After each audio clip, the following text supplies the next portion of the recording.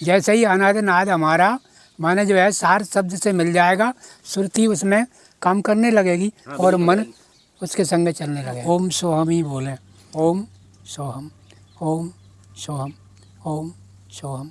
पर ध्यान ये रहे कि हम बोल रहे हैं ना, ये जीव्यास है, ये बोलना नहीं है हमें। अगर संसार के कोई गुरु हैं तो वो शिव शंकर हैं, जिन्होंने इस ज्ञान को जो है ना ध्यान के द्वारा आपसे प्राप्त किया।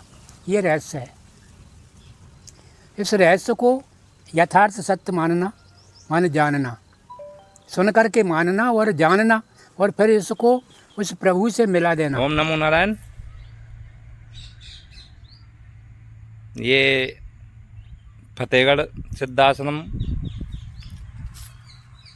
धाम पर आए हैं सत्संग के लिए, जिसके बारे में कबीर साहब की एक वाणी है जी कि 5 तत्व करे घमसाना और यम का बाजा विधि विधि बाजे और सार शब्द न्यारी धुन गाजे। तो वो जो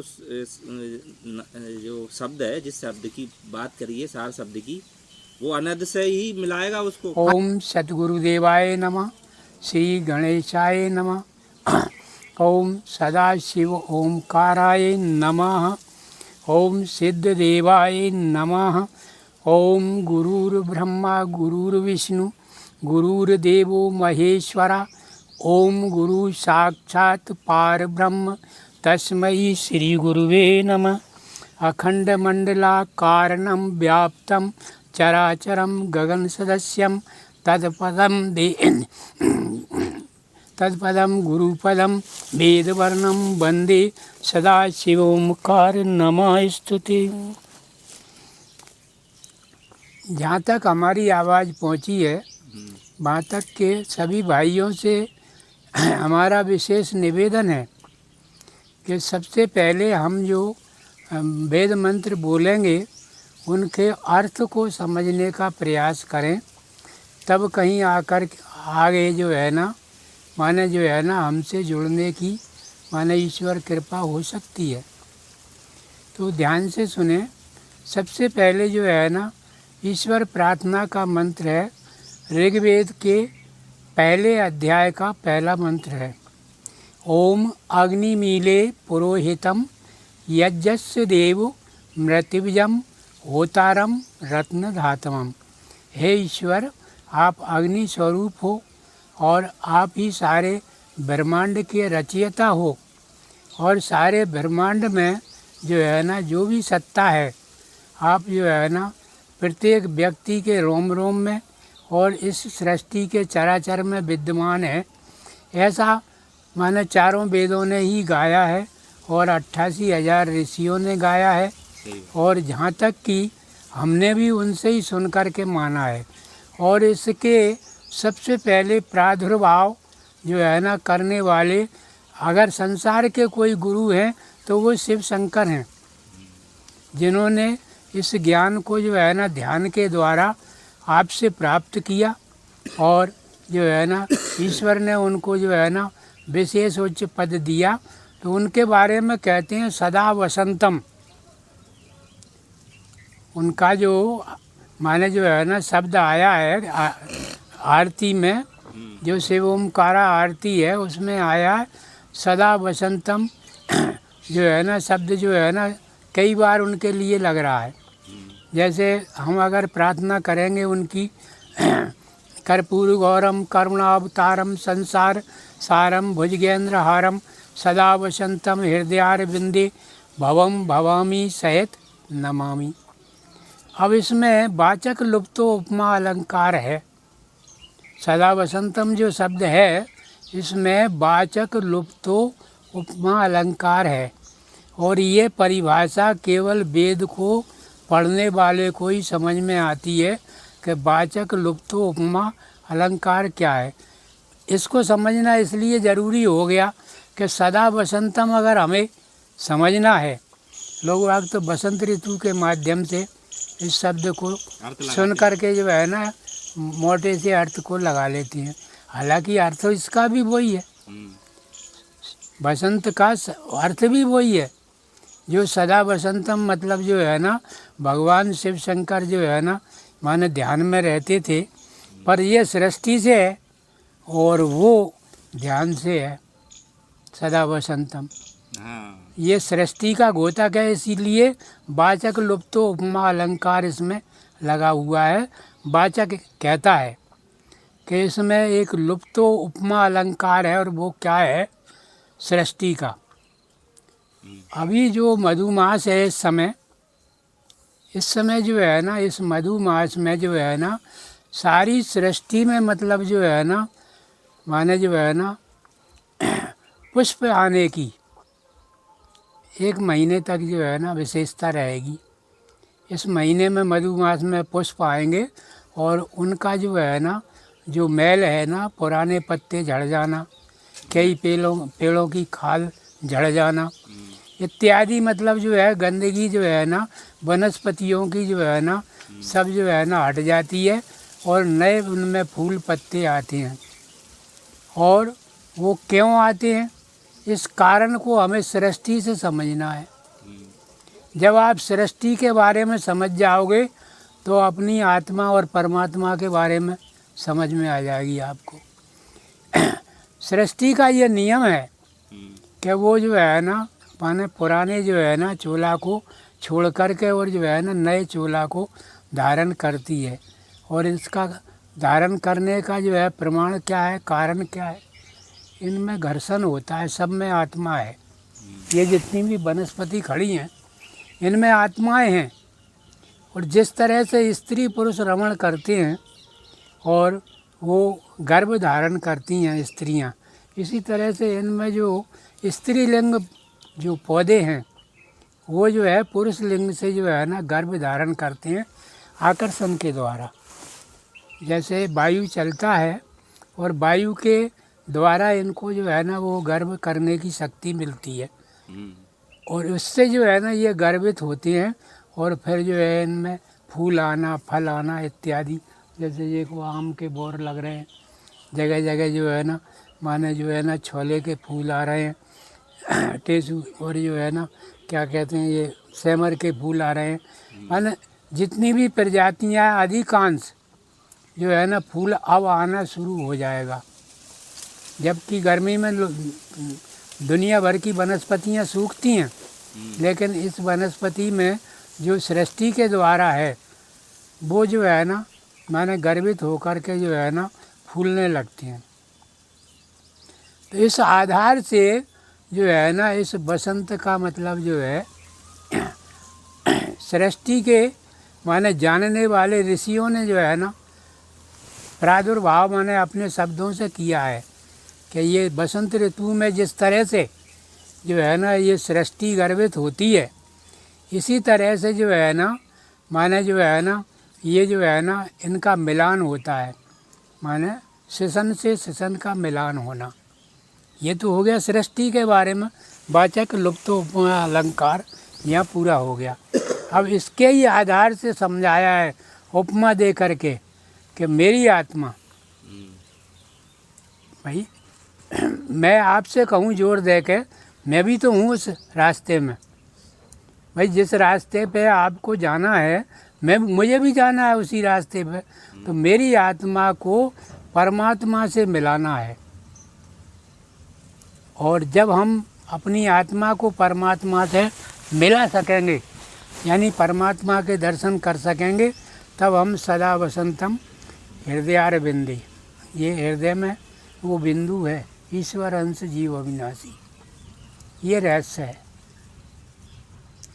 इस रहस्य को यथार्थ सत्य मानना माने जानना, सुन कर के मानना और जानना, और फिर इसको उस प्रभु से मिला देना, ये जीवन का लक्ष्य है। ये हमारे मनुष्य जीवन का लक्ष्य है। क्योंकि इस कार्य को मनुष्य ही कर सकते हैं, और वो भी कोई बिरले मनुष्य। जैसा कि भगवान कृष्ण ने गीता में कहा है, क्या कही कि उस सच्चिदानंद घन परमेश्वर को जो है ना तत्व से मैं जानता हूँ। तत्व से भली भांति, तत्व से। तो बगैर तत्वों के जाने तो वो जाना नहीं जा सकता। क्योंकि हमारे अंदर जो 3 गुण हैं उनके आधार से जो है ना जो माने तत्व चल रहे हैं, उन तत्वों में उन गुणों का भी समावेश है। वो देखने की विद्या है, जैसा आपको समझाया गया है कि यहाँ से उनको देखो। और वो जब आप देखना सीख जाओगे तो वो आपको मुद्रा बनाने की, आँख मींचने की ज़रूरत नहीं है, वो तो अपने आप देखेंगे।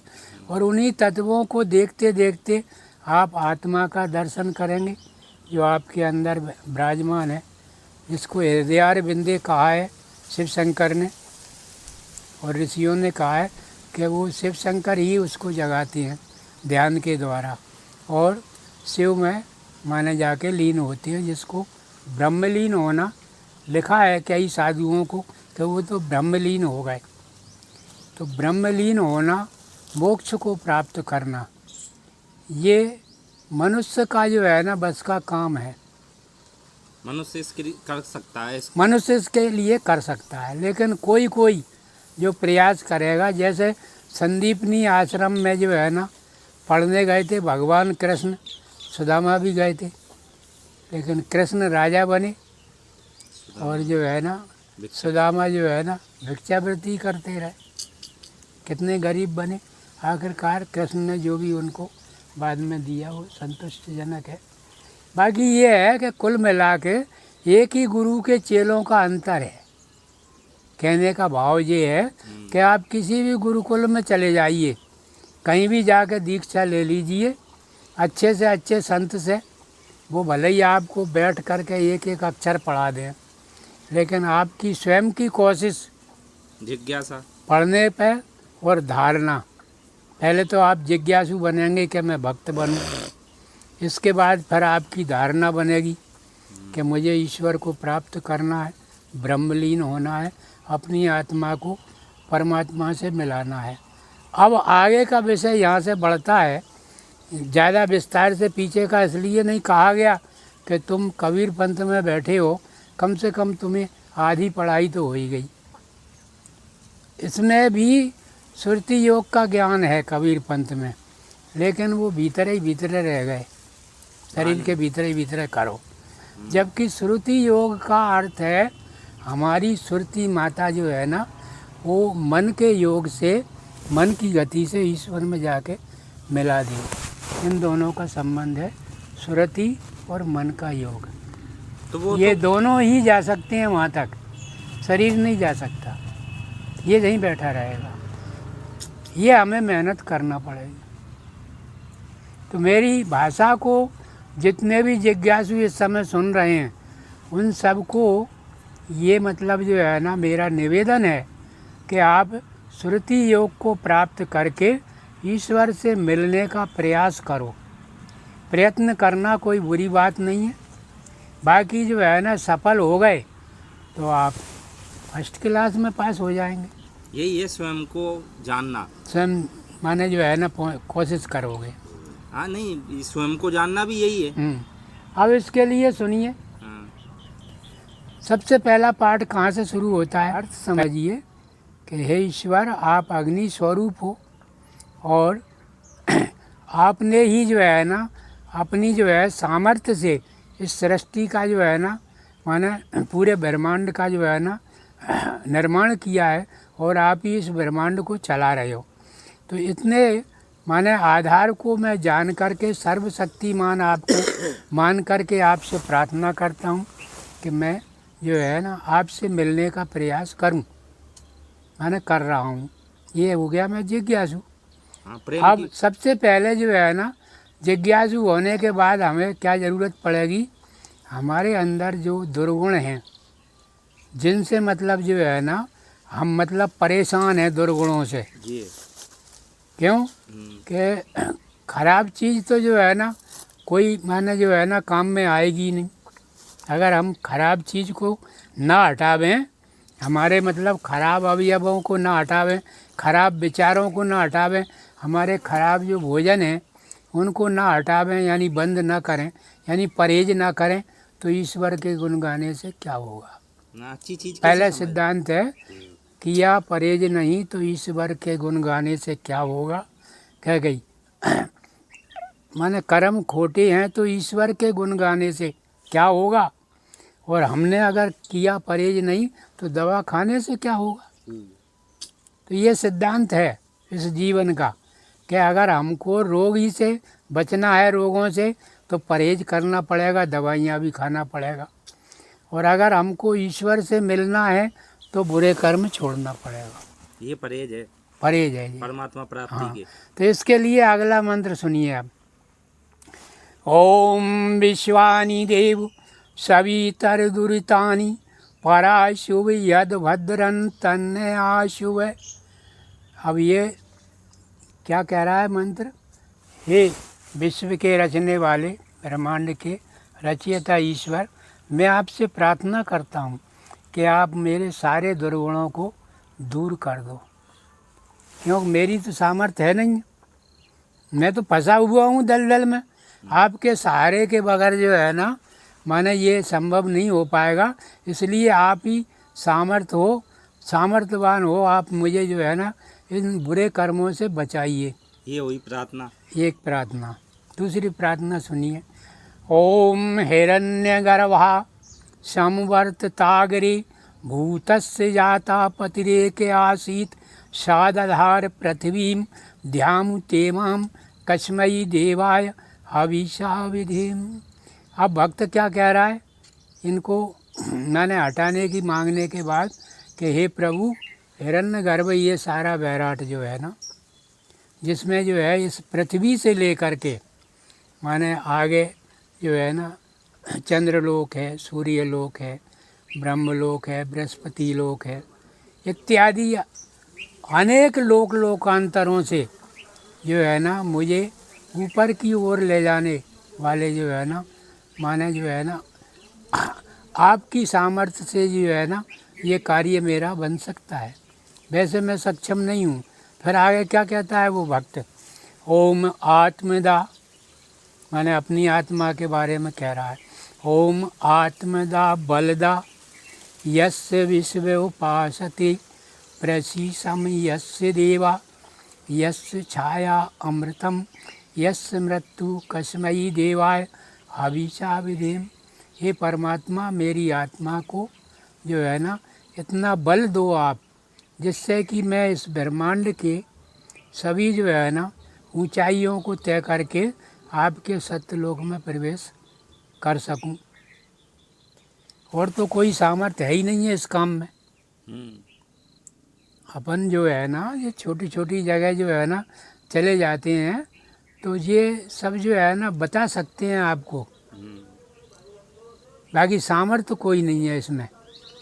जो इस मंत्र में बोला जा रहा है ऋषियों के द्वारा कि वो सर्वशक्तिमान ईश्वर ही सामर्थ्यवान है, जो चाहे तो आपको उठा ले। हाँ, प्रार्थना में वो पावर है। हाँ, प्रार्थना में वो पावर है। उसकी प्रार्थना के बगैर जो है ना हम सक्षम नहीं हैं, और ना ही कोई गुरु सक्षम है जो आपको उठा के वहाँ धर दे। हाँ, स्वयं का समर्पण ही नहीं है, गुरु क्या करेगा? हाँ, नहीं तो वो खुद ही चले जाते ना। हाँ,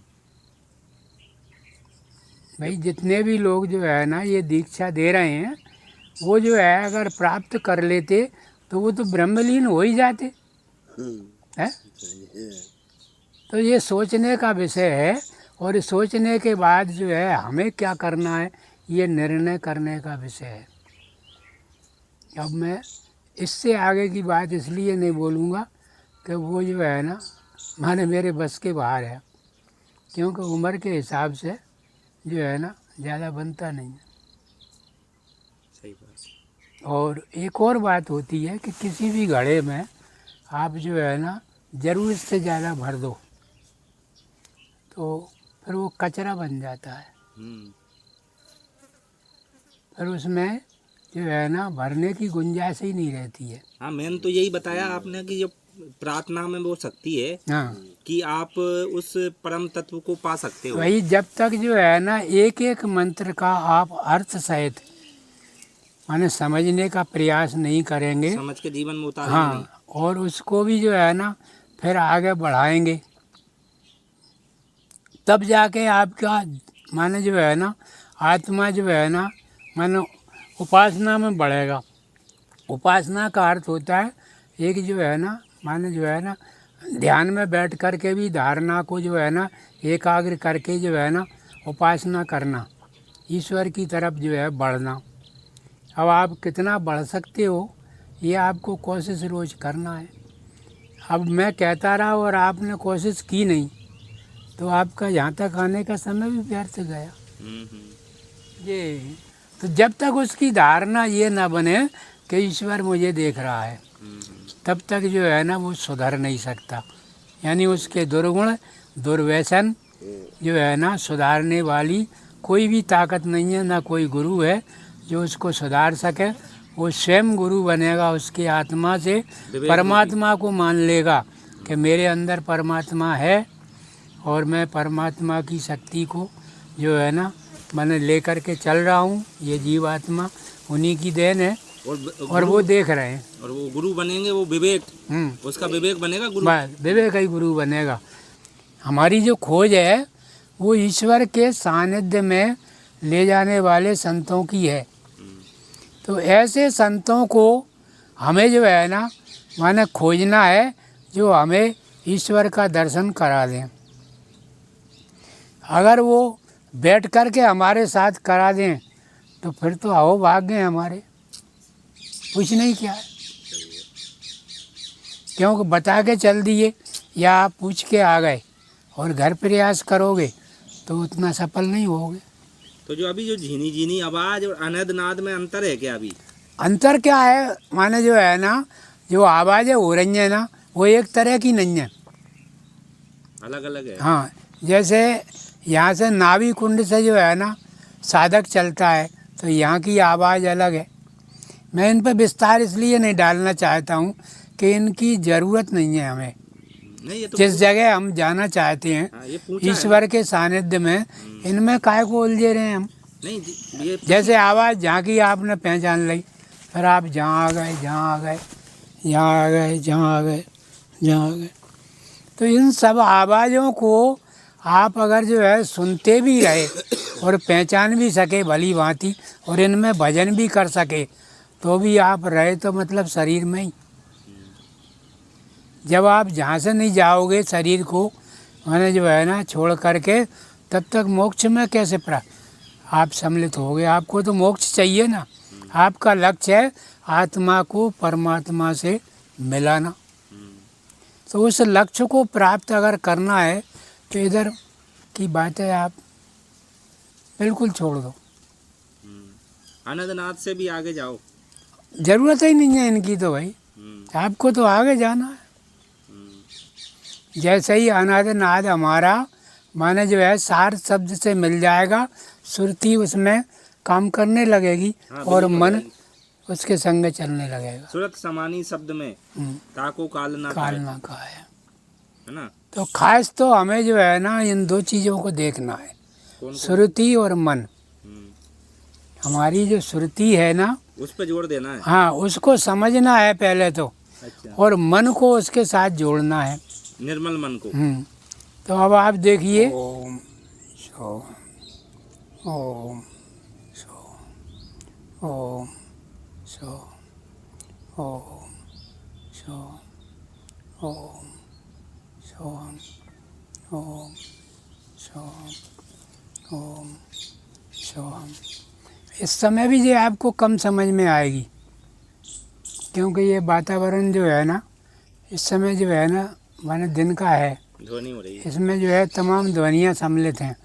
जब आप लेट जाएंगे ना तो यही शब्द लेटे लेटे बोलेंगे ओम सोहम, और इसमें अपनी सुरती को रखेंगे और मन को रखेंगे। वैसे भले ही बोलते रहो आप, वैसे चाहे आप लाख बार बोलो, जब तक इसमें सुरती और मन दोनों ही मतलब एक साथ नहीं हो जाते हैं तब तक हम आगे नहीं बढ़ सकते। ओम सोहम आती जा हुई सांस में ओम, वहीं खींचेंगे ना श्वास तो ओम है, और जैसे ही छोड़ेंगे सोहम। ओम सोहम ओम सोहम ओम सोहम। अगर अपन को दिक्कत आती है इसमें भी खींचने में तो और भी ज़्यादा जो है ना माने सूक्ष्म में जो है ना ये ध्यान हो जाता है शिवोहम शिवोहम शिवोहम शिवोहम शिवोहम शिवोहम शिवोहम शिवोहम। इन शब्दों का अर्थ क्या है श्रीमान जी? शिव और हम माने आत्मा और शिव माने परमात्मा। ये हमारी रचना अगर लगी है, जितने समय तक लगी है उतने तक हम माने जो है ईश्वर के सानिध्य में हैं। जितने समय तक हमारी ये सुरति और मन इस शब्द में रहता है, सुरत समानी शब्द में, बाको काल नहीं खा। तो ये तो हो गई आपकी भजन की श्रृंखला। वहाँ तो आप जब पहुँचेंगे जब ज़्यादा पारंगत हो जाएंगे। पहले तो सीखना है ना भजन कैसे होता है, और ये अभ्यास हमें रोज करना है। सूरत को समेटने का। हाँ, रोज करना है। सूरत को समेट के डायरेक्ट सांसों पे लाओ। हाँ, बैठ के भी आप कर सकते हैं। इसमें किसी प्रकार का ब्रह्मचर्य की ज़रूरत नहीं है। केवल शरीर शुद्ध हो। आप 5 बजे सवेरे उठ जाइए, शौच इत्यादि से निमट के 6 बजे बैठ जाइए। लेट हो गए थोड़े बहुत तो 7 बजे बैठ जाइए, जब तक ये ब्रह्म मुहूर्त है 7 बजे तक। और ब्रह्म मुहूर्त में आप आसन लगा कर बैठ जाइए छत पे या कोई निरंजन स्थान में, जंगल हो खेत हो। और सांसों में चलाइए इस मंत्र। सांसों को चलाइए, बस सहज में चलाइए, तो अनंत से आगे चला जाएगा वो। अगर आप जो है ना माने खींच सकते हैं, जब तक तो जो है ना ओम सोहम ही बोलें। ओम सोहम, ओम सोहम, ओम सोहम। पर ध्यान ये रहे कि हम बोल रहे हैं ना, ये जीव्यास है, ये बोलना नहीं है हमें। हाँ, ये तो अंदर के शब्द हैं। अंदर के शब्द हैं, अंदर ही इसको ले जाना है ओम सोहम को। जब आपको खींचने की जो है ना आवश्यकता न पड़े, सही बस आप से वो हम बोलने लगेंगे। वो भी मतलब जिव्या से नहीं बोलना है, मन ही मन में से वो हम शिवोहम। तो ये धारणा है भजन करने की। इसमें हम पारंगत कितना होते हैं ये आपके माने जो है ना स्वरता और मन के ऊपर निर्भर करता है। हाँ, ये तो मतलब वो जो साधक है वो स्वयं ही अपना भजन कितना बढ़ा रहा है, कितनी रहनी कर रहा है, उसकी जो है कमाई है ये। हाँ, ये कमाई है। तो उसके हिसाब से ही उसकी यात्रा आगे बढ़ेगी। गुरु का कार्य तो पूरा हो गया बताकर। और फिर साधना में गुरु अंदर ही विवेक द्वारा जब आप किसी भी चीज को माने जो है ना रोजाना ही प्रेस करोगे तो फिर जो है ना वो धीरे धीरे आपकी भी मतलब जो है ना उन्नति माने धारणा उसमें जो है ना दिख जाएगी कि यार ये साधक मेरे को अब जो है पाना ही चाहता है। तब जो है प्रभु कृपा होगी। जब आप लगे रहेंगे रिसर्च करने भजन की श्रृंखला में, तब जो है ना प्रभु की कृपा होगी कि ये भक्त मुझे चाहता ही है यार, अब तो इसको सहारा देना ही पड़ेगा। तब वो प्रभु कृपा होगी, तब आप आगे बढ़ेंगे। आपको तो ये शब्द का ध्यान रखना है, इसमें आ जाएगी वो। अच्छा, स्वाभाविक होगा ये। बस इसमें आ जाएगी वो, जितनी भी अंदर की ध्वनि है 8 चक्रों की, वो इसमें सम्मिलित हो जाती है। अच्छा, जैसे ही आप ओम सोहम बोलेंगे, जैसे ही मतलब इसमें सम्मिलित हो जाएगी वो। हाँ, अट जाता है वो। हाँ, उसे अलग से जो है ना लोगों ने बता दिया, कई गुरुओं ने, कि पहले यहाँ के शब्द सुनो, तो वो कई दिनों तक यहीं लगा रहता है। क्या कही? तो वो क्या है, फिर बाहर नहीं निकल पाता, वो पारंगत नहीं हो सकता। फिर उनमें बीदो रहेगा, शरीर की म्याद पूरी हो जाएगी, मर जाएगा। हाँ, सूरत को समेट कर वो एकाग्रचित्त जब होएगा तो सहज में घटना घटेगी। ये पारंगत जब हो गए आप, जब कछु काल की जो सत्संगा, मेरे कह देने से और आपके सुनने से या कर लेने से कुछ नहीं होना। ये है सत्संग के ऊपर, ये आपके करने के ऊपर निर्भर करता है। आप इसका अभ्यास करें और सत्संग का सारा पहली बार तो आप सवेरे रोज उठ के बैठने का अभ्यास करें, चाहे 1 घंटे बैठें। आपको ध्यान में बैठना है। सबसे पहला कार्य है आपका सवेरे नहा धो करके 7 बजे तक आपको ध्यान जरूर लगाना है। और इस बीच में खाना पीना कुछ होता नहीं है। सोच के बाद पेट खाली रहना चाहिए, तब जाके आप करोगे। इसमें जो तत्व देखते हैं इनको देखते रहो और चलते रहो, और शब्द को जो है ना जिह्वा में रखो। ये खुद का ही अभ्यास है तुम्हारा। ठीक है।